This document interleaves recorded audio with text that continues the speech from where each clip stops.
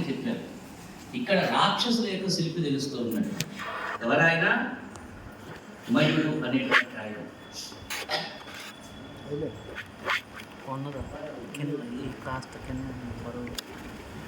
శిలోని కొంచెం ముందు కూర్చో. ప్రసాదం తీసుకోకుండా మేము ప్రత్యేకించి రమ్మని చెప్తారా, ఎవరిని వెళ్ళమని చెప్తారా? అందరినీ మైకులో రమ్మని చెప్తున్నా. నేను ప్రత్యేకించి ఎవరిని వెళ్ళాలి. ఇక్కడ ఎలాంటి భేదం లేదు.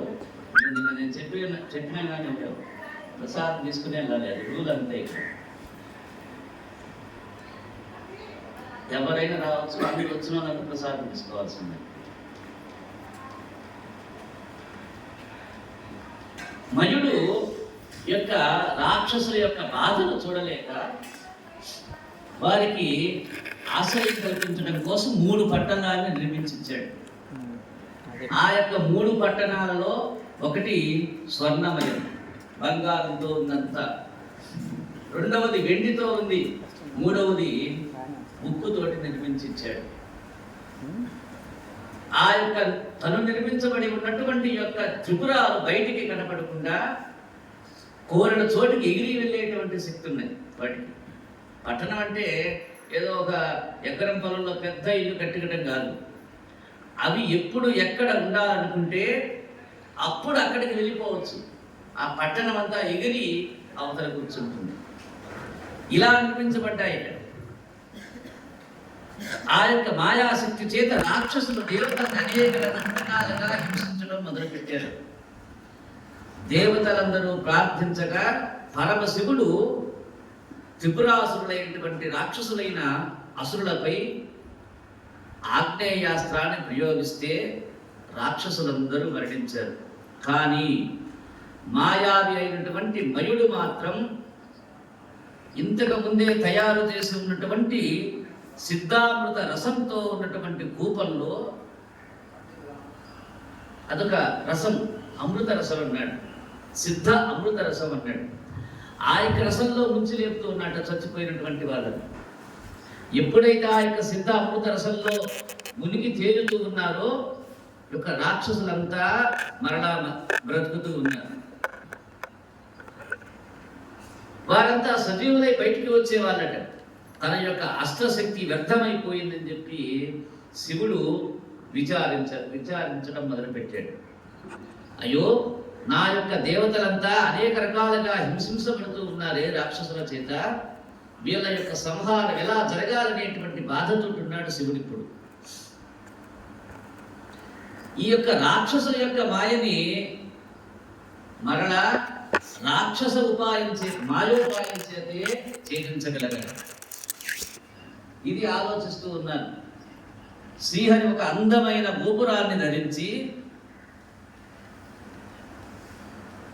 ఎలా సంహరించాలి వీళ్ళని చెప్పి ఆలోచన చేసినటువంటి శ్రీమన్నారాయణుడు ఒక అందమైన గోవు రూపాన్ని ధారించాడట. శ్రీమన్నారాయణుడు పక్కనే బ్రహ్మని పట్టుకొని గోవత్స రూపంలో తనతో రమ్మన్నాడు. అలా రమ్మని మహావిష్ణువు యొక్క బ్రహ్మగారు సిద్ధరసం ఉన్న కూపం దగ్గరికి వచ్చారు. కూపం అంటే బావి. బావి అంతా సిద్ధరసంతో నిండుంది. చచ్చిపోయిన రాక్షసునల్లా అందులో పడేస్తే వాడే లేచి తిరిగి వస్తాడు. ఇది ఆ యొక్క సిద్ధరసం యొక్క మహిమ. ఆ రసాన్ని ఈ యొక్క బ్రహ్మ విష్ణువులిద్దరూ కూడా పూర్తిగా తాగేశారట అక్కడ నిలబడేసి. మోహనాకారంలో ఉన్న ఆ యొక్క గోవుని, గోవత్సాన్ని చూసి భ్రమించిపోయినటువంటి రాక్షస భటులు వాటిని తరిమి వేయడం మర్చిపోయినారు. వీళ్ళెవరో వస్తూ ఉన్నారు, వీళ్ళు మనకి చేటు చేస్తారేమో అనేటువంటి భావన వాళ్ళలో రాలా. ఎందుకు రాలేదయా అంటే అది పరమాత్ముడి యొక్క లీలా విశేషం. పరబ్రహ్మ కలి ఏం చేస్తాడు? కలిమాయలో పడేస్తాడు. పరమాత్ముడు లీలామాయలో పడేస్తాడు. ఆ కలిమాయ మనల్ని ఏం చేస్తుంది? అధోపాతాలానికి తొక్కుతుంది. యొక్క లీలామాయ మనల్ని ఊర్ధ్వలోకాలకు పంపుతుంది. ఈ రెండింటికి ఉండేటువంటి తేడా. ఆ విధంగా రాక్షసులు ఏమీ చేయలేకపోయినారు గోవుని గోపాలకుల్ని ఇద్దరిని కూడా. గోవు రూపంలో మహావిష్ణువు ఉన్నాడు, అలాగే గోవత్స రూపంలో బ్రహ్మగారు ఉన్నారు. వచ్చేసారు ఇద్దరు. ఉన్నటువంటి మొత్తం సోమరసాన్ని వారు తాగేశారు. ఈ విషయం తెలుసుకున్న మయుడు చేసేది లేక ఇది దైవ నిర్ణయం అని చెప్పి ఇక ఊరుకుండిపోయినాడు. విష్ణుమూర్తి తన యొక్క సహజ శక్తులైనటువంటి ధర్మము, జ్ఞానము, విద్య, తపస్సు, వైరాగ్యము, సమృద్ధి, క్రియాశక్తి విశేషాలతో యుద్ధ సామాగ్రి అయినటువంటి రథ, కేతనము, కవచము, ధనస్సు, సారథి మొదలైన వాటితో సర్వ సన్నాహాలు గావించి ఇవన్నీ పరమశివునికి అప్పచెప్పాడు. ఏం చేయమని? త్రిపురాసుర సంహారం చేయటానికి. అంతకుముందు తాను ఈ యొక్క అస్త్రశస్త్రాలన్నీ ప్రయోగించాడు ఈ యొక్క త్రిపురాసురుల మీదకి. ఎవరు? పరమశివుడు. అయినా కానీ అవన్నీ వ్యర్థమైపోయినాయి. ఇప్పుడు శివుడికి చేసేది లేక మహావిష్ణువుని ఆశ్రయిస్తే మహావిష్ణువు గోరూపాన్ని దాల్చి, బ్రహ్మగారు గోవత్స రూపాన్ని దాల్చి ఆ యొక్క కూపంలో ఉండేటువంటి ఆ యొక్క రసాన్నంతా తాగేసి వచ్చిన తర్వాత ఇంకేం చేయాలి? మళ్ళా యుద్ధానికి పోవాలి. ఆ యుద్ధంలో రాక్షసులు అందరినీ హతమార్చాలి. దీనికోసం అని చెప్పి ఆ యొక్క పరమశివుడికి ఆయుధాలు తయారు చేసేసాడు మహావిష్ణువు. అవి ఎలా తయారయ్యాయట? ధర్మము, జ్ఞానము, విద్య, తపస్సు, వైరాగ్యము, సమృద్ధి, క్రియాశక్తి విశేషాలతో ఈ యొక్క యుద్ధానికి కావలసి ఉన్నటువంటి రథము, కేతనము, కవచము, ధనస్సు, సారథి మొదలైన వాటితో సర్వ సన్నాహాలు గావించి పరమశివునికి అప్పచెప్పాడు. ఇక పదవయా యుద్ధం చేయవాలని అన్నాడు. ఆ యొక్క త్రినేత్రుడు కవచాన్ని ధరించాడు, రథాన్ని అధిరోహించాడు, పినాక పాని అయి ఉగ్రుడై బాణం సంధించి విడిచాడు. ఎప్పుడైతే ఆ యొక్క పరమశివుడు పినాకం అనేటువంటి బాణం చేత శరాలు విడిచాడో, మయుని యొక్క మాయ చేత నిర్మించబడి ఉన్నటువంటి త్రిపురాలు, ఆ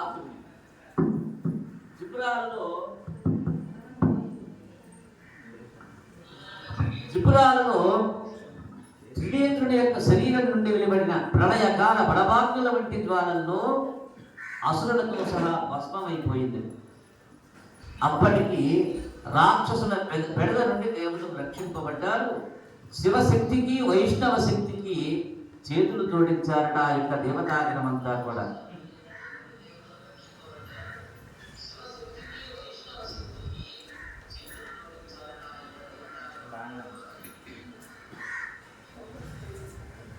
ఆ విధంగా ఓ ధర్మనందన, బ్రహ్మాదులకు సైతం దుర్లభుడైనటువంటి శ్రీమన్నారాయణుడు శ్రీకృష్ణ రూపంలో మా ఇద్దరుంటూ మాతో మిత్రునిగా, బాబపనిదిగా, ప్రియునిగా, రక్షకునిగా మెరగడమనేటువంటిది అపూర్వమైన మీ యొక్క మహద్భాగ్యం కదా అని చెప్పి నారదుడు చెప్తూ ఉన్నాడు.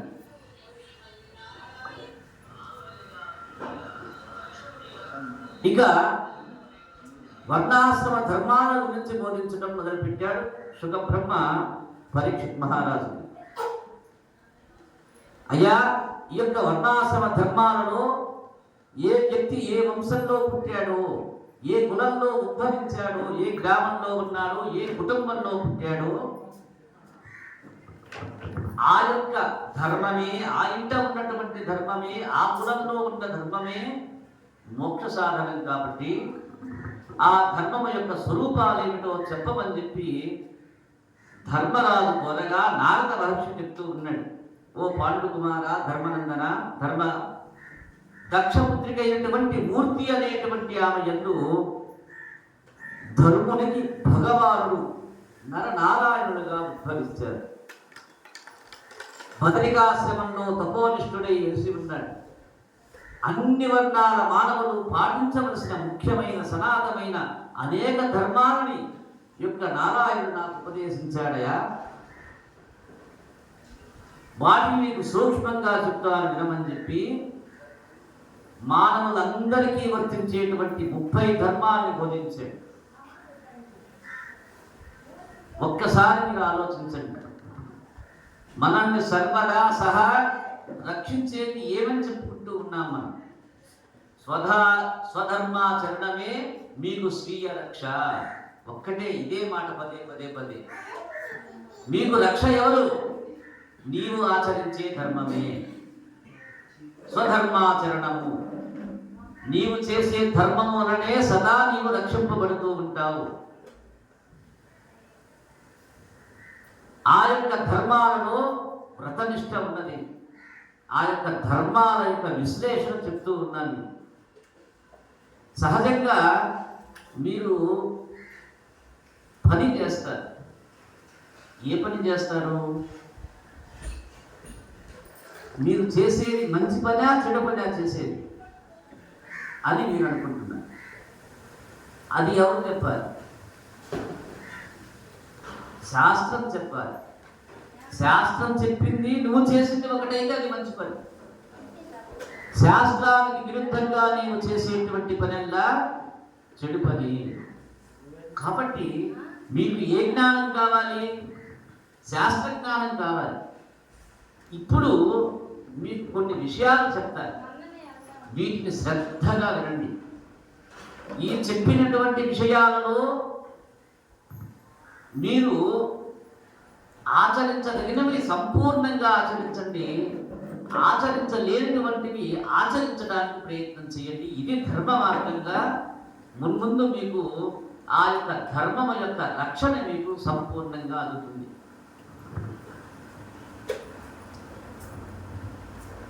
సత్యము, సంతోషము, సమదృష్టి, అసత్ వివేకము, శౌచము, క్షమ, దయ, దానము, మార్ధవము, మనోనిగ్రహము, మహాజన సేవ, మిత భాషణము, ఇంద్రియ జయము, బ్రహ్మచర్యము, ప్రాణులలో పరమాత్మ దర్శనము, అభేద బుద్ధిలో ప్రవర్తించటం, ఉపవాసాధికము, ఉచిత జపము, అహింస, ఆత్మావలోకనం, అన్నోదకాలు పంచిపెట్టడం, అసభ్య వాంఛలని, అనర్థక క్రియల్ని విడిచిపెట్టడం, అలాగే శ్రీమన్నారాయణ స్మరణము, కథా శ్రవణము, నామ సంకీర్తనము, సేవాభావము, ఆరాధనము, నమస్కృతి, దాస్యము, సఖ్యము, ఆత్మసమర్పణము.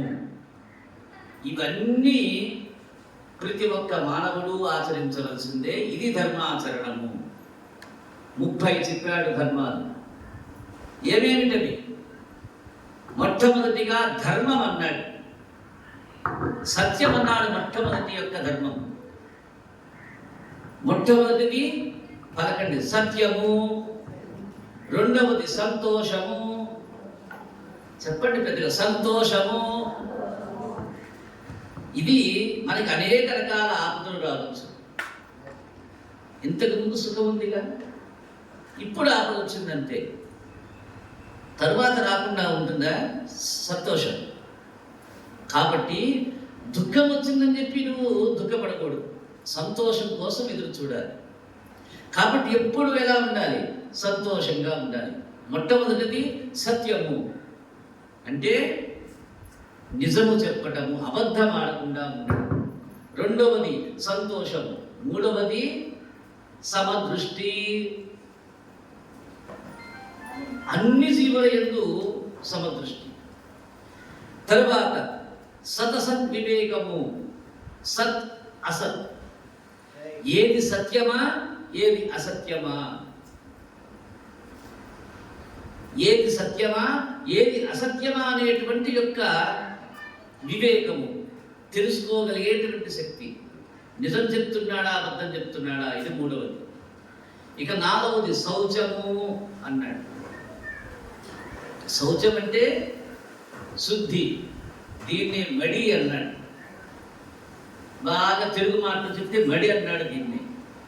మడిని బ్రాహ్మణుడే కాదు, మీరు కూడా ఆచరించాలి. మీరు వదిలేశారు వాటిని అంతే. మా వాళ్ళు కూడా వదిలేస్తూ ఉన్నారు. కానీ ఈ యొక్క మానవులకి చెప్పినటువంటి ధర్మ విధుల్లో ఈ యొక్క శౌచము కూడా తప్పనిసరిగా అవసరం. శౌచం తర్వాతది క్షమ, క్షమించటం అనేటువంటిది. తరువాతది దయ, తర్వాతది దానము, ఆ తర్వాతది మార్ధవము, తర్వాతది మనోనిగ్రహము, ఆ తర్వాతది మహాజనసేన. 10 మందిని రక్షించాలనేటువంటి ఆలోచన, వారికి ఏదైనా ఒక సేవ చేద్దామనేటువంటి ఆలోచన. ఇక మితభాషణము అంటే మితంగా మాట్లాడటం.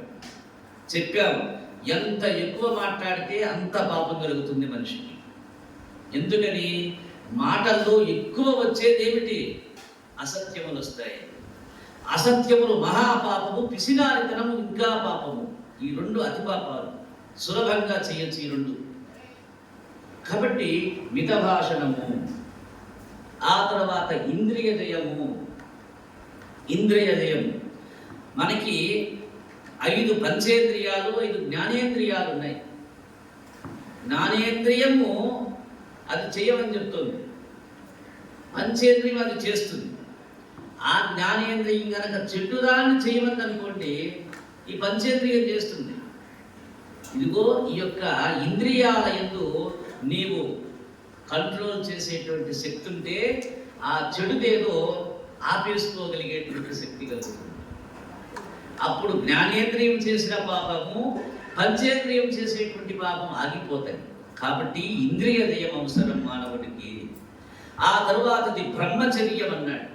బ్రహ్మచర్యం అంటే పెళ్లి పెటాకులు లేకుండా ఉండటం కాదు. వివాహమైన బ్రహ్మచర్యం అనేటువంటిది ఒకటి ఉంది, దాన్ని పాటించాలన్నాడు. ప్రత్యేకించి పండగ దినాలలో ఏకాదశి యందు, శ్రవణ నక్షత్రముల యందు, పౌర్ణమి అమావాస్యల యందు, ద్వాదశి యందు సంసారం చేయకుండా ఉంటే అది బ్రహ్మచర్యం కింద లెక్కకు వస్తుంది. ఇది సులభ ఉపాయం. బ్రహ్మచర్యం అంటే ఏమిటో చాలా తేలిక ఉపాయం. బ్రహ్మచర్యం అంటే పెళ్లి చేసుకొని భార్యని వదిలేయమని కాదు, ఆమెతో సంసారం చెయ్యొద్దని చెప్పి కాదు. అది మహాపాపం వల్ల. అంటే మొన్న కశ్యప మహర్షి యందు అలా ఉన్నదే, నాకు ఇప్పుడే కావాలని చెప్పి అడిగింది. ఎప్పుడు పడితే అప్పుడు సంసారం చేస్తే ఏం కలుగుతుందో దాని ద్వారా తెలుసుకోవాలి. కాబట్టి ఏం కావాలి? బ్రహ్మచర్యం అవసరము. ఇక తర్వాతది ప్రాణులలో పరమాత్మ దర్శనము. ప్రాణులలో పరమాత్మ దర్శనము. నా ఎదురుగా ఉన్నటువంటి నీలో భగవంతుడున్నాడు, నీ ఎదురుగా ఉన్న నాలో భగవంతుడున్నాడు ఇనేటువంటి భావం కలిగినప్పుడు వాడిని కొడదాం, వాడిని తిడదాం, వాడిని పడేద్దాం, వాడిని చంపుదాం, వాడిని తందాం, వాడిని తిడతాం అనేటువంటి భావన తగ్గిపోతుంది మనిషిలో. అప్పుడు ధర్మము కొద్దిగా ఆచరించడానికి అవకాశం ఉంటుంది. కాబట్టి పరమాత్మ దర్శనము పరులలో. ఇక తర్వాత అభేద బుద్ధితో ప్రవర్తించడం, భేదం లేకుండా ప్రవర్తించడం.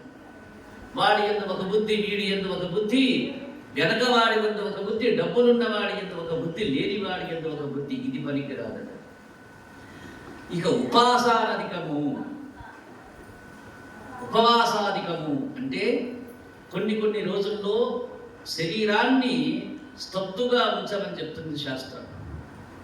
దానివల్ల దేహము శుద్ధి కాగలుగుతుందని, మనోవాక్కాయ కర్మలు శుద్ధి చేయబడతాయి ఈ యొక్క ఉపవాసాలు చేయటం వల్ల.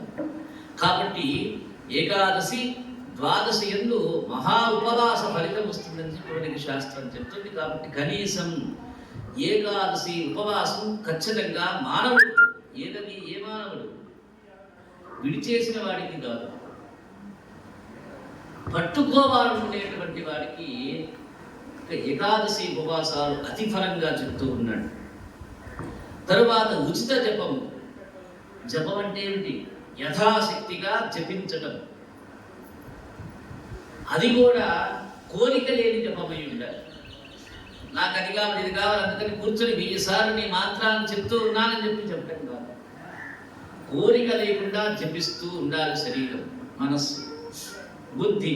ఈ 3 అనుసంధానం చేసి జపించాలి. మళ్ళా ఇదిగాక శరీరం ఏమో తిప్పుతూ ఉంటుంది, దీని పాటికి ఇదే ఉంటుంది.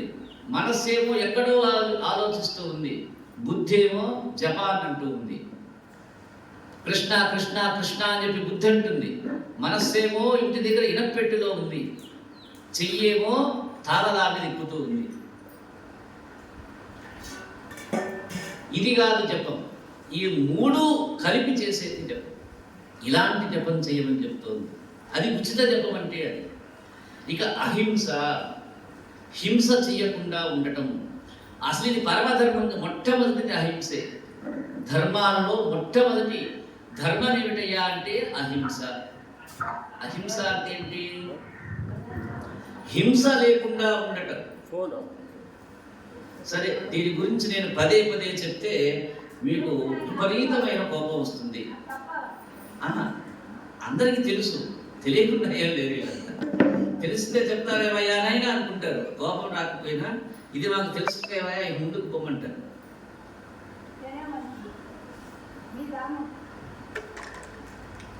ఇక ఆత్మావలోకము, ఆత్మని పరిశీలించుకోవటం పదే పదే పదే పదే పదే. ఎందుకయ్యా ఆత్మని ఎందుకు చూడాలి? దాని పాటికి అది ఉంది కదా, దాని పని చేస్తుంది కదా, ఎందుకు చూడాలి దాన్ని? అనుమానం రావచ్చు చాలా మంది. ఎందుకు చూడాలరా నాయన అంటే, మనం చేసిన తప్పుని స్పష్టంగా చెప్పగలిగేవాడు ఒకే ఒక్కడున్నాడు ఈ యొక్క లోకంలో మనకి. దేవుడున్నాడు పైన, ఆయన అన్నీ చూస్తాడు, కానీ మనకు వచ్చి చెప్పడు, చేసి చూపిస్తాడు ఆయన. దాని యొక్క ఫలాన్ని చేసి చూపిస్తాడు ఆయన. కానీ ఒకటి చెప్తూనే ఉంటుంది. ఏమిటది? ఆత్మ. కానీ ఎప్పుడు చెప్తుందో తెలుసా? ఎప్పుడు చెప్తుందో తెలుసా? అది కూడా మీకు ఇంటికి వెళ్ళి రాత్రి పడుకొని హాయిగా కళ్ళు మూసుకొని ఒక్కసారి లోపలికి వెళ్ళి తట్టాలి కదా, రామ్మా రా బయటికి రా, ఏంది వాళ్ళు ఏం జరిగింది, నేను చేసిన తప్పేమిటి అని చెప్పి అడిగినప్పుడు ఆత్మ మొత్తం లిస్టు చెప్తుంది. అరే పొద్దున్నే లేచావరా, తుపిక్కిన నేల మీద కూసావు, దక్షిణం వైపు తిరిగి మూత్రం పోసావు, వాడెవడు వాడు పోతుంటే నీ అమ్మ అన్నావు, గౌరవించగలిసిన స్త్రీని వసే ఇటురా అన్నావు, ఇక అన్నాన్ని నమస్కరించకుండా కడుపులో వేసి తొక్కి పారేశావు. స్నానం లేదు, సంధ్య లేదు, నమస్కారం లేదు, గురువు లేదు, దైవం లేదు. ఇవన్నీ చాలా ఉందిరా నాయన ఇవాళ లిస్ట్ అని చెప్పి అప్పుడు చెప్తున్నాను. అలా లేకుండా పడుకొని నిద్రపోయావు అనుకోండి, అబ్బా నువ్వు పొద్దున్నే లేచి నేనే హీరోని యొక్క జగత్తుకంతటికి, నేనే సత్యవంతుణ్ణి, నేనే ధర్మాత్ముణ్ణి, దానము లేదు, ధర్మము లేదు, సత్యము లేదు, శౌచము లేదు, గురువు యందు భక్తి లేదు, దైవము యందు భయము లేదు, అయినా కానీ నాకు నువ్వే మీసాలు ఇలా తిప్పేస్తాడు పొద్దున్నే లేచి. ఎందుకని? వాడంటే భయం కాబట్టి. ఎవడు వచ్చి చెప్పలవరే ఇన్ని తప్పులు చేస్తూ ఉన్నావే, పాపాన పడిపోతావని చెప్పి ఎవ్వరు చెప్పలేవాడు. కానీ ఎవ్వరిని అడిగే పని లేదురా, నువ్వు రాత్రి పూట పడుకొని ఆత్మని ఒక్కసారి తట్టంతే, అదే చెప్పేస్తుంది నీకు. విచక్షణ జ్ఞానం నేర్పుతుంది ఆత్మ. కాబట్టి ప్రతి మానవుడు ప్రతిరోజు ఆత్మావలోకనం చెయ్యాలి. పడుకొని నిద్రపోతూ ఒక్కసారి కళ్ళు మూసుకొని రావమ్మా బయటికి, ఇవాటి విశేషాలు చెప్పమని చెప్పి ఒకడు ఉంటాడు. వచ్చిన వాడినల్లా ఏమిటి విశేషాలు, ఏమిటి విశేషాలు, వాడికి ఏమిటి ఆనందం? వాడెళ్ళి అక్కడ చచ్చిపోయినాడు, ఆనందం. వాడి పిల్లాడు తప్పాడు, ఆనందం. ఈ ఆనందాలు పడటం కోసం అని చెప్పి వచ్చిన వాడినల్లా అడుగుతాడు, ఏమిటి విశేషం, ఏమిటి విశేషం. సరే విన్నాడా? వాడిని ఏమైనా ఆదరించాడా? పడిన వాడిని వెళ్ళి లేపాడా పైకి? ఆసుపత్రిలో ఉండి వెళ్ళి పలకరించాడా? 2 అరటి పండ్లు ఇచ్చాడా? ఏమి లేదు. వాడి ఆనందం ఏమిటయ్యా అంటే, పరుల యొక్క కష్టాలు వింటూ ఉంటే వీడికి హాయిగా ఉంటుంది.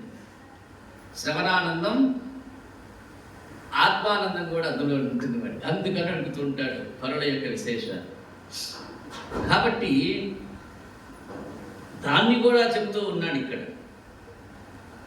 ఇక తర్వాత చెప్తాడు, అన్నోదకాలు పంచిపెట్టడం, నువ్వు ఒక్కడవే సంపాదించడం, ఒక్కడవే తినటం కాదురా. ఏం చెయ్యాలి? ఏం చెయ్యాలి? మీరు చేసే పని నేను చెప్పండి, ఇబ్బంది ఏం లేదు, కొత్తదేం లేదు ఇందులో. అన్నోదకాలని పంచిపెడుతూ ఉండాలి. మనం అందరం చేస్తాం ఈ పని. అయితే దీని గురించి కూడా మీకు తెలుసుకోవాల్సింది చాలా ఉంది. ఈ యొక్క అన్నోదకాలు పంచిపెట్టేటువంటి విషయంలో కూడా చాలా విశేషం ఉంది. అది ఇంకో సందర్భంలో చెప్పుకుందాం. అయితే ఇంకో సందర్భంలో చెప్పుకుందాం అని చెప్పి అంటూ ఉన్నా కానీ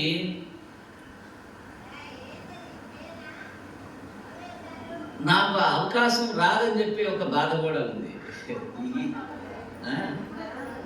ఎందుకు నీకు రారాయింది?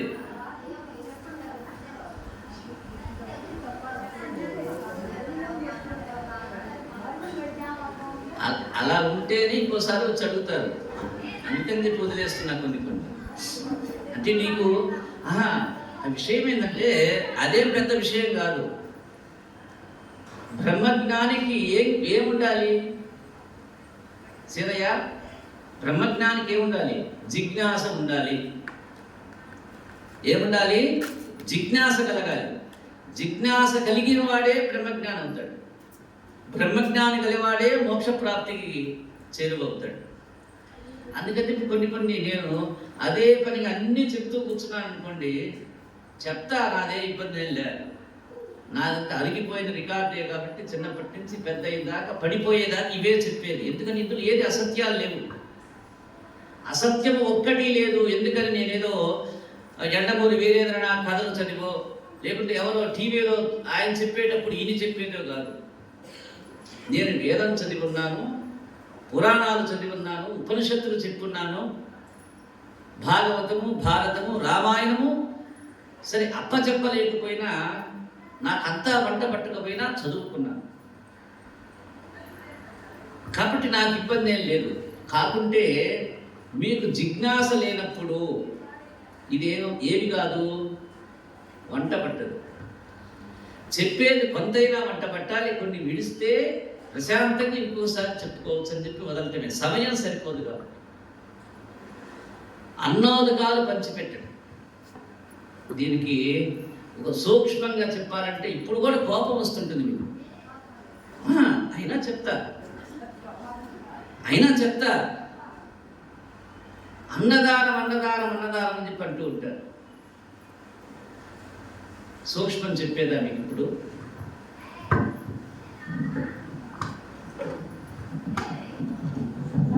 చెప్పమంటారమ్మా? అన్నదానం తిన్నందువల్ల మీకు ఏమీ రాదు.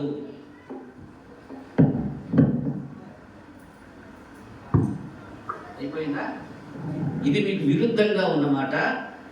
దీని గురించి మీరు ఇంకోసారి అడగండి, చెప్తా సావధానంగా. అన్నదానం అనగానే అందరూ వెళ్ళి తినొస్తారు. దానివల్ల ఉపయోగము లేదు. ఎందుకో చెప్పేదా? అది కూడా సూక్ష్మంగానే చెప్తా, స్థూలంగా తర్వాత చెప్పుకుందాం. అది సరైన అన్నదానం కాదు కాబట్టి. అర్థమైందా? అది సరైన అన్నదానము కాదు. ఇంకొక మాట కూడా చెప్తా సూక్ష్మంగా. అన్నదానం ఎప్పుడవుతుందో తెలుసా? ఆ పెట్టేవాడు కనీసం ఒక బ్రాహ్మణుడికి అన్నం పెట్టి భగవంతుడికి నివేదన చేసింది ఆ యొక్క అన్నంలో కలిపి, అది తనవాడు మనవాడు, తక్కువవాడు ఎక్కువవాడు, ధనవంతుడు బీదవాడు, ఆ కులమోడు ఈ కులమోడు అనేటువంటి భేదం లేనప్పుడు అది అన్నదానం అవుతుంది. ఇలాంటిది ఎప్పుడైనా చూసారా మీరు? ఇప్పుడు నిజం చెప్పండి, మీరు చూస్తే చెప్పండి, లేకపోతే వద్దు. ఎక్కడ జరగలేదా మన ఊళ్ళో? ఎక్కడ జరుగుతుందో చెప్పండి, నిజం చెప్పండి, జరిగితేనే చెప్పండి. సరే, అంతవరకు దగ్గరకు వచ్చాము. సరే, ఇంకా నేను అడగను. ఇక అసభ్య వాంఛలని అంటే అసభ్యకరమైనటువంటి కోరికల్ని వదిలేసేయటం, అనర్థక క్రియలని, అనర్థాన్ని తెచ్చిపెట్టేటువంటి పనులని వదిలేయటం. ఇక ఇవన్నీ ఒక ఎత్తు అయితే అసలు విషయం ఇప్పుడు చెప్తూ ఉన్నాడు. శ్రీమన్నారాయణ స్మరణము ఇది అతి ధర్మంగా చెప్తున్నాడు. అసలు గృహస్థ ధర్మం ఏమంటే ఇంట్లో పూజించవలసింది ఎవరినంటే చెప్తూ ఉన్నాడు. ఇది ఈ కులమోళ్ళు ఎన్ని, ఈ మతమోళ్ళు వీళ్ళని చెప్పల. ప్రతి మానవుడు నిత్యము ఇంట శ్రీమన్నారాయణ స్మరణ జరగాలి, శ్రీమన్నారాయణ కథాశ్రవణం జరగాలి, నామ సంకీర్తనం జరగాలి, సేవాభావం ఉండాలి, ఆరాధన ఉండాలి, నమస్కృతి ఉండాలి, సఖ్యము ఉండాలి, ఆత్మసమర్పణం ఉండాలి. ఎన్ని ఏ ఇంట జరుగుతుందో ఇవన్నీ అది ధర్మయుక్తమైనటువంటి జీవనము. ఇది ధర్మయుక్తమైనటువంటి జీవనము. సరే, ఇవన్నీ మనం ఆచరించగలమా? ఇక్కడ కూర్చున్నంతసేపు మనం ఓపెన్గా ఉందాం. ఎందుకంటే డాక్టర్ దగ్గరికి వెళ్తారు, నీకు ఎందుకు వెళ్ళావు, జలగా ఉందని వెళ్ళావు అనుకోండి. అంటే నేను ఇప్పుడు ఇక్కడ గురుస్థానంలో ఉన్నా, నీకు తండ్రి అయినా గురువైనా దైవమైనా ఒకటి. అంటే ఇప్పుడు నేనేంటి, వీటన్నిటితో సమానం నేను. కాబట్టి నేను మిమ్మల్ని ఏదైనా అనొచ్చు, ఏదైనా చెప్పచ్చు. మీరు జిలని వెళ్ళారు, డాక్టర్ గారని చెప్పి ఎక్కడ జిలో చెప్పలేదు అనుకోండి, సిగ్గుతోటి, జిల ఉన్న చోటు సిగ్గుతోటి చెప్పాలి. చెప్పలేదు అనుకోండి, సరైన మందు వస్తుందా, వైద్యం జరుగుతుందా, నీ బాధ తగ్గుతుందా, నీ రోగం పోతుందా? పోదు. అవును కదా? ఇప్పుడు మీరు కూడా నేను అలా భేదం లేకుండా చెప్పేసేయాలి, ఉన్నది ఉన్నట్లుగా చెప్పాలి కొన్ని విషయాలు. ఇప్పుడు మీరేమంటున్నారు, ఇవన్నీ చేయగలరా మీరు? చేయలేరు. ఎన్ని చేయలేము? ఇందులో 30 చెప్పాడు. ఎన్ని ఒకటన్నా చెయ్యాలిగా, రెండన్నా చెయ్యాలిగా, అవునా? అప్పుడు మీరు ధర్మరీతిలోకి వెళ్ళిపోతారు. ఇవి చెయ్యలేమని చెప్పి ఏది చేయకుండా ఉన్నారనుకోండి, అసలు ఇందులో కొన్ని చేసేస్తూ ఉంటారు, కానీ దాని విచక్షణ తెలియదు, అందులో లోపంలో పడిపోతారు. అంటే చేసేవి చేస్తూనే ఉంటారు, కానీ దాని యొక్క జ్ఞానము నీకు లేదు, ఎలా చేయాలో తెలియదు. అర్థమవుతుందా? ఇది ఈ చెప్పినటువంటివి ఒక కమ్మవారికో, ఒక రెడ్డి గారికో, ఇంకొక నాయుడు గారికో, ఒక శెట్టి గారికో, ఒక బ్రాహ్మణుడికో ఈ భేదమేమి లేదు. అందరూ ఆచరించవలసిందే. అన్ని వర్ణాల వాళ్ళకి ఇది పాటించవలసిందే. ఇది గాక ఇప్పుడు చెప్తూ ఉన్నా, బ్రాహ్మణులు అదనంగా షోడశ సంస్కారాల్ని పొంది, ఇది బ్రాహ్మణులు మాత్రమే, నాకు కాదు. అర్థం కాదని అంటే మీరు బ్రాహ్మణుడు కాదా అని చెప్పి అనుమానం రావాలి మీకు. షోడశ సంస్కారాలు బ్రాహ్మణులకు ఉన్నాయి, కానీ నేను ఆ బ్రాహ్మణుని కంటే ఎక్కువ నేను వైఘానసుడిని. అందువల్ల నాకు 18 సంస్కారాలు ఉన్నాయి. మీకు ఇప్పటిదాకా అసలు బ్రాహ్మణులు తేడాలే తెలియదు. నన్ను ఇప్పటిదాకా బ్రాహ్మణుడు అనుకుంటూ ఉన్నారు, నేను వైఘానసుడిని. వాళ్ళకంటే 2 సంస్కారాలు ఎక్కువ ఉన్నాయి నాకు, నేను వైఘానసుడిని. అంటే అర్థం ఏమిటి? 16 కంటే 18 పెద్దదే, అవునా కాదా? వాళ్ళకంటే 2 సంస్కారాలు ఎక్కువ ఉంటే నాకు వాళ్ళకంటే పెద్దవాడిని, అవునా కాదా? ఈ తేడా మీరు గుర్తెరగండి ముందు. ఇక ఇదిగాక బ్రాహ్మణులకి షోడశ సంస్కారాలు: యజ్ఞాలు చెయ్యడం, చేయించడం, వేదం చదవడం, చదివించడం, దానం ఇవ్వడం, గ్రహించడం. ఊరిని తీసుకోవటమే కాదు బ్రాహ్మణుడు దానాన్ని, తను కూడా చేస్తూ ఉండాలి. ఈ యొక్క షట్కర్మలను ఆచరించాలి. ఈ 6 అదనంగా ఆచరించాలి. ముఖ్యంగా ఇంద్రియ నిగ్రహము, శుచి, తపము, దయ, సత్యము, జ్ఞానము, క్షమ, మృదు స్వభావము, హర్షము, హరిభక్తి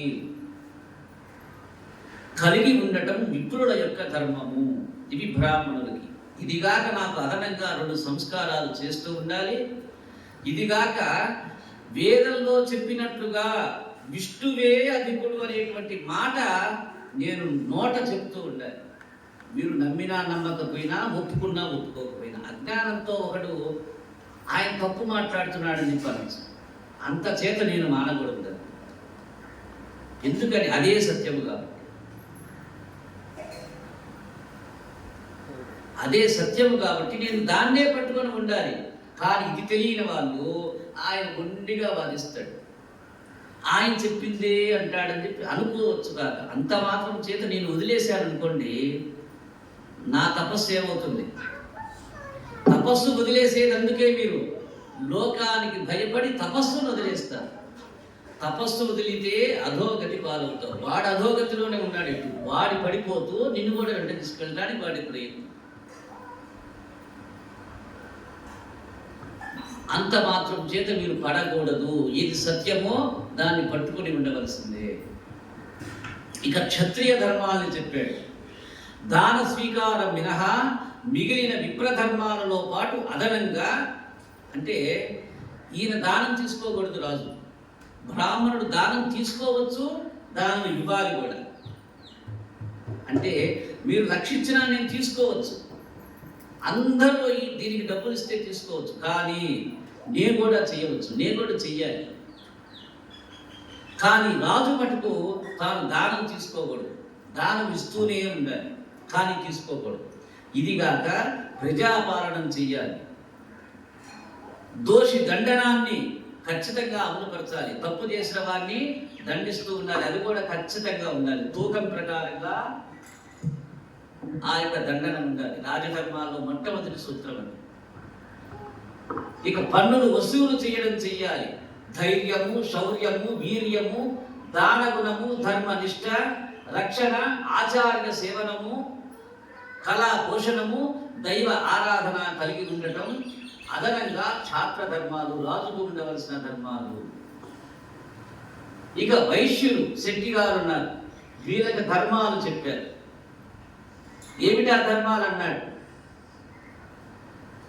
బ్రాహ్మణ కుల ధర్మాలతోటి అదనంగా వ్యవసాయము, వాణిజ్యము, పశుపాలనము, ధర్మార్థ కార్యసిద్ధి, దేవ బ్రాహ్మణ సేవ, గురు సమాజ సేవ, నిర్మలత్వము మొదలైన ధర్మాలని అదనంగా వైశ్యులు ఆచరించాలి.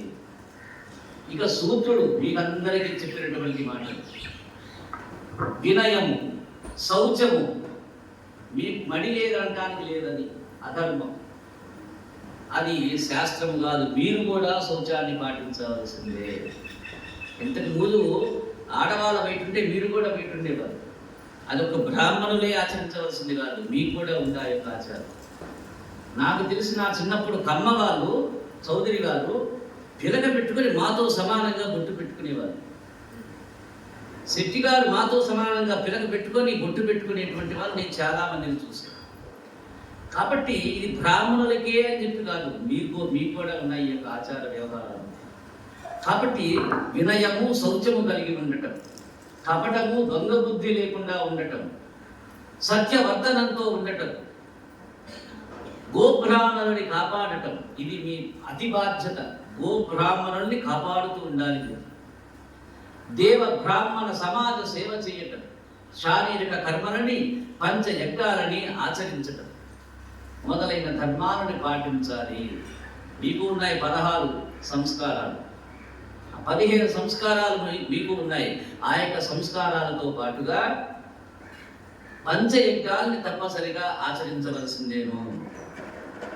ఇక స్త్రీలున్నారు, స్త్రీలు గృహ నిర్వహణ, శుచి, సౌందర్య పోషణ, ప్రియ భాషణము, సత్యవర్తనము, దయా దాక్షిణ్యాలు, ధర్మ చింతన మొదలైనవి కలిగి ఉండాలి. ఏం చెప్పాడు మీకు? గృహ నిర్వహణ సంపూర్ణంగా పాటించాలి, శుచిని పాటించాలి, సౌందర్య పోషణ ఉండాలి, మీకు ప్రియ భాషణం ఉండాలి. అంటే ఇంటికి వచ్చిన వాళ్ళని చక్కగా ఆదరించాలి, వాళ్ళ యొక్క క్షేమ సమాచారం తెలుసుకుంటూ ఉండాలి, సత్యవర్తనం కలిగి ఉండాలి, దయా దాక్షిణ్యాలు, ధర్మచింతన మొదలైనవి కలిగి ఉండాలట. సంతోషంగా ఉండటం, ప్రథమంగా పతి సేవ చెయ్యటం, బంధు ఆదరణ కలిగి ఉండటం, అతిథి సత్కారాలు ఆచరించటం మొదలైన ధర్మాలను స్త్రీలు తప్పనిసరిగా పాటించాలి. ఏ స్త్రీలంటే వీళ్ళు ఎవరు ఈ యొక్క పాటన ఎవరికి దంతా? గృహస్థులకి. పతిని విష్ణుమూర్తిగా కొలుస్తూ తాను లక్ష్మీదేవిలాగా ప్రవర్తిస్తూ ఉండాలి. భర్తని అనుసరిస్తూ అన్ని ధర్మాలలో సహకరిస్తూ ఉండాలి. ఉపవాస వ్రత తపస్సుల కంటే నిర్మలంగా నిష్కపటంగా ప్రతిసేవ చెయ్యటమే ప్రథమ లక్షణంగా కలిగి ఉండాలి స్త్రీలనేటువంటి వారు. పతి వక్ర మార్గాన పోతే స్త్రీ తన యొక్క పాతిమత్య బలంతో అతన్ని ఉద్ధరించి వెనక్కి తీసుకురాగలగాలి. అంతేగాని పోయావా పో తీసవతల పడేస్తున్నానని చెప్పి అనకూడదు, ఇంటికి రా కాళ్ళు ఇరగొడతానని చెప్పి అనకూడదు. ఎలా మార్చాలట వారిని? పతివ్రతా ధర్మాలతోటి మార్చాలట. ఇంతకు ముందు చాలా మంది ఉన్నారు ఇలాంటి క్రియల ద్వారా వాళ్ళ యొక్క భర్తల్ని రక్షించుకున్నటువంటి వారు. అసలు యముడు తీసుకెళ్తూ ఉంటే వెనక్కి తీసుకొచ్చింది. ఒక చాలా ఉన్నాయి కథలు, పతివ్రతల యొక్క కథలు చెప్పుకుంటే మీలాంటి 10 మంది కూర్చొని చక్కగా అలాంటి విషయాలు అర్థమవుతాయి. భర్తని అనుసరిస్తూ అన్ని ధర్మాల్లో సహకరిస్తూ ఉండాలి. అలాగే స్త్రీ తన యొక్క పాతివ్రత్య బలంతో అతన్ని ఉద్ధరించి తీర్చిదిద్దాలి. జాతి మాత్రం చేత మనుష్యుని వర్ణం నిర్ణయించరాదయా, శమదమాది ధర్మ వర్తనము ద్వారా వర్ణాన్ని నిర్ణయించాలి. అప్పుడే చెప్పింది భాగవతంలో. అగ్రవర్ణాలు అనేది లేదు. ఉన్నదల్లా ఏమిటయ్యా అంటే వర్ణ భేదం ఏమిటంటే వాళ్ళు ఆచరించేటువంటి ధర్మ అధర్మాల యొక్క ప్రవర్తన మాత్రమే వర్ణ భేదం వస్తుంది. నేను ఒప్పుకోను మొట్టమొదటి నుంచి ఈ యొక్క విషయాలు. వాళ్ళు ఎవరో రాకూడదంటారు, నేను ఒప్పుకోను దాన్ని. ఏమిటిగా భేదం అంటే వాళ్ళు ఆచరణ మాత్రమే, ధర్మాధర్మ విచక్షణ మాత్రమే. ఇక 4 వర్ణాశ్రమ ధర్మాన్ని చెప్తుంది మనకి శాస్త్రం. భాగవతం నిర్దేశిస్తూ ఉంది, ఇలా ఉండాలిగా వీడు అని. అవి ఏమిటిగా అంటే మొట్టమొదటి ఆశ్రమ ధర్మం బ్రహ్మాశ్రమ ధర్మం, బ్రహ్మచర్య ఆశ్రమ ధర్మం. అంటే బ్రహ్మచారి ఎలా ఉండాలో, బ్రహ్మచారి అనేటువంటి వాడు శీలవంతుడై ఉండాలి, నియమ నిష్ఠలు గలవాడై ఉండాలి, వినమ్రుడై ఉండాలి, సౌమ్యుడై ఉండాలి, గురుసేవ చేస్తూ ఉండాలి నిరంతరం, దేవతార్చనాది నిత్య కర్మలు చేస్తూ ఉండాలి, అధ్యయనము అభ్యాసము ఆచరిస్తూ ఉండాలి. స్త్రీలతో అవసరానికి మించి మాట్లాడకూడదయ్యా, కలియ తిరియరాదు వాళ్ళతోటి. స్త్రీల యందు మాతృభావం కలిగి ఉండాలి. గురువు గారిని సేవా శుశ్రూషతో శ్రద్ధా భక్తులతో సేవిస్తూ ఉండాలట. ఆయన అనుగ్రహంతో విద్యని అభ్యసిస్తూ ఉండాలి. విద్యాభ్యాసనంతరం గురుదక్షిణ సమర్పించి అతని యొక్క ఆశీస్సులతో గృహస్థ ధర్మం కానీ సన్యాస ధర్మం కానీ స్వీకరించాలి. ఇది బ్రహ్మచారి యొక్క ధర్మములు. ఇక గృహస్థాశ్రమ ధర్మాలు చెప్తూ ఉన్నాడు. గృహస్థాశ్రమ ధర్మాలంటే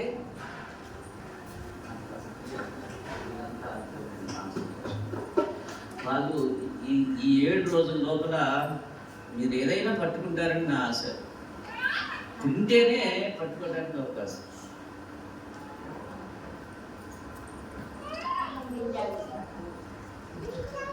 గృహస్థాశ్రమ ధర్మాన్ని చెప్తూ ఉన్నాడు.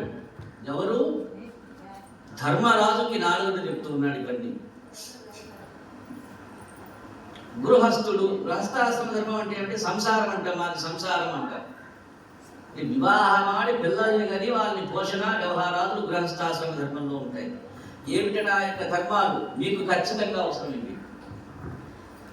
గృహస్థుడు మనస్థైర్యంతో ఉండాలి. మొట్టమొదటిది ఇది. మనోధైర్యం ఉండాలి, సత్ప్రవర్తన ఉండాలి, తన యొక్క ధర్మాలని గుర్తుంచుకోవాలి ముందు.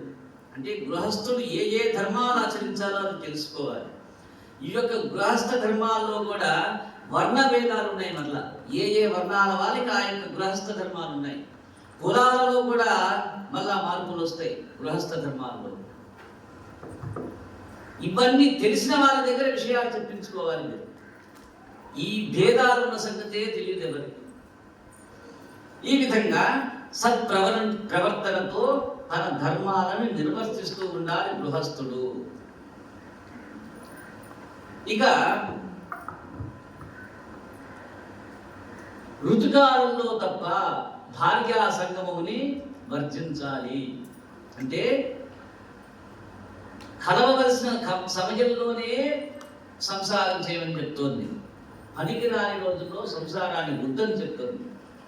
ఇంద్రియ నిగ్రహం అన్ని విషయాల్లోనూ పాటించాలి. రుజువర్తనుడై ధర్మబద్ధంగా ప్రవర్తిస్తూ గురువు వద్ద అభ్యసించిన విద్యను ఆచరణలో చూయిస్తూ ఉండాలి. ఆయన అనుగ్రహంతో విద్యని అభ్యసించాలి. అతిథి సత్కారాలని, సంఘ క్షేమాన్ని, మానవ ధర్మాలని పాటించి సర్వభూతాల యందు పరమేశ్వరుడి యొక్క దర్శనం చేస్తూ ఉండాలి. ఈ గృహస్థుడు అనేటువంటి వాడు గృహోచిత కర్మలన్నీ వాసుదేవార్పణగా సమర్పిస్తూ ఉండాలి. అంటే నీవు చేసేటువంటి ప్రతి కర్మని భగవదార్పితం చెయ్యాలి. కాబట్టి నాకు బుద్ధి ఎరిగిన దగ్గర నుంచి 10 మంది కూర్చుంటే మొట్టమొదట ఏమంటాను? వస్తువుని ఏమంటాం? అమ్మా ఆమె ఎప్పుడు రానే ఆమె చెప్తుంది. రోజు వచ్చేవాళ్ళు మీరు గమ్మున కూర్చున్నారు. నాకు ఈ భేదం నాకు అర్థం కాదు. ఎందుకు అలా ఉంటే అర్థం కాదు. రోజు వచ్చేవాళ్ళు కదా, ఈయనేదే రోజు. ఆమె ఎప్పుడో ఒకసారి వచ్చిపోయినారు. అంటే ఆ బాధ ఏదో నాకు అర్థం కాక నా ఇదది మీకు చెప్పడం ఇష్టం లేక, లేకపోతే చెప్పకూడదనే ఏదో నాకు అర్థం కాదు. అప్పు పడతారనా?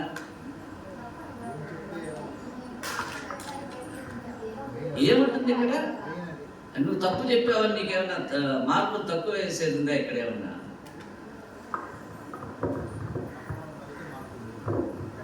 మీకు తెలుసు కదా, ఆమె ఎప్పుడన్నా ఒకసారి వచ్చిపోతుంది. ఏదో కార్యాల పట్ల వచ్చిపోయామే. మీరు రోజు వచ్చిపోయేవాళ్ళే. రోజుకు 100 సార్లు ఇదే మాట నా నోట. మీరు అన్నా అనకపోయినా